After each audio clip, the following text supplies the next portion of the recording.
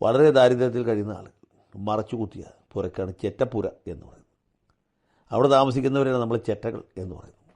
Pinarayi Vijayan Buckingham പാലസിൽ ജനിച്ച ആളാണ്. ചിറക്കൽ കോവിലകത്തിൻ്റെ ഒരു താവഴിയാണ് മുണ്ടയിൽ കുടുംബം, മുണ്ടയിൽ കോരൻ. ഈ തെങ്ങേത്താൻ പോരുന്നത് പോലും ഇമ്പാല കാറിലാണ്. അന്ന് ഈ ബെൻസ് BMW പോലുള്ള കാറില്ലാത്തതുകൊണ്ട് ഇമ്പാലയാണ് നമ്മുടെ നാട്ടിൽ എക്സ്പോർട്ട് ചെയ്യപ്പെട്ട കാറുകൾ അല്ലെങ്കിൽ ഇമ്പോർട്ട് ചെയ്യപ്പെട്ട കാറുകൾ ഏറ്റവും പ്രസിദ്ധമായത്.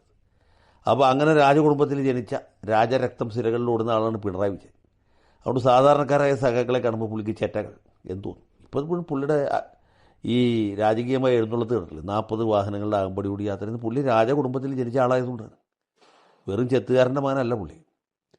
അതുകൊണ്ട് നവാബ് സാദ, ടിപ്പു സുൽത്താൻ, ഹൈദരാബാദ് നൈസാം, ഗ്വാളിയോറിലെ മഹാരാജാവ് സിന്ധ്യ, അല്ലെങ്കിൽ ബറോഡയിലെ ഗെയ്ക്വാദ് എന്നൊക്കെ പറഞ്ഞ പോലെ രാജകുടുംബത്തിൽ ജനിച്ച ആളാണ് മുണ്ടയിൽ കോരൻ മകൻ പിണറായി വിജയൻ.